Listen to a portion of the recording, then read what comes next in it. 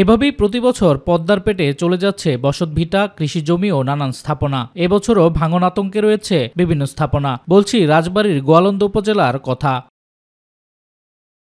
পদ্মার পানি বাড়ার সাথে সাথে তীব্র ভাঙন দেখা দিয়েছে জেলা সদর, দৌলদিয়া ৭ নং ফেরিঘাট, ৬ নং ফেরিঘাট ও দেবগ্রামের জলিলপাড়া সহ কয়েকটি গ্রামে। গত এক সপ্তাহে বিলীন হয়েছে বসতভিটা সহ কৃষিজমি। হুমকির মুখে স্কুল, মসজিদ, বাজার সহ নানান স্থাপনা।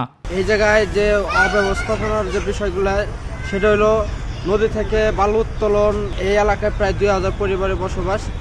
কোনো সরকারি কর্মকর্তা, পানি উন্নয়ন বোর্ড বা বিআইডব্লিউটি এর কোনো উদ্যোগ নেয় এই গ্রাম বাঁচানোর। আর এই ৭ নম্বর ঘাটের নিচে মিলে কিছু বস্তা না দিলে হারও এরা থাকতে পারবে না।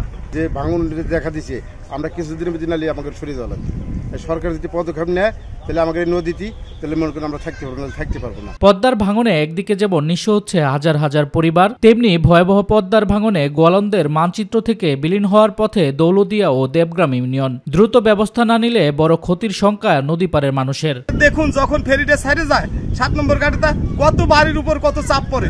তাহলে আপনারা তাগাদা একটা উদ্যোগ নেন, আমাদের কি করবেন, আমাদের যাতে শৃঙ্খলাভাবে আমরা থাকতে পারি এই সমস্যা আমাদের সমাধান করেন। এই অঞ্চলের যে রাস্তায় আছে, আমরা এই রাস্তা দিয়ে হাজার হাজার মানুষ চলাচল করে। এই রাস্তার অবস্থাও বেহাল, একমাত্র এই নদী ভাঙনের কারণে। তবে ভাঙন রোধে দ্রুত প্রয়োজনীয় ব্যবস্থা নেওয়ার আশ্বাস দিলেন উপজেলা নির্বাহী কর্মকর্তা। ১৫ দিন অন্তর অন্তর আমাদের কাছ থেকে গোপনীয় প্রতিবেদন নেওয়া হয়, পাক্ষিক গোপনীয় প্রতিবেদন। সেখানে আমরা এই বিষয়টি এনেছি এবং আমরা নিয়মিত পানি উন্নয়ন বোর্ডের সাথেও যোগাযোগ রাখছি এবং বিআইডব্লিউটিএ বা বিআইডব্লিউটিসি এদের সাথেও আমাদের যোগাযোগ আছে।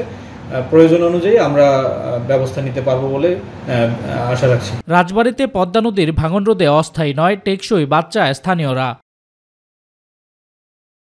শামস তাবরিজ উচ্ছ্বাস, মাই টিভি নিউজ ডেস্ক।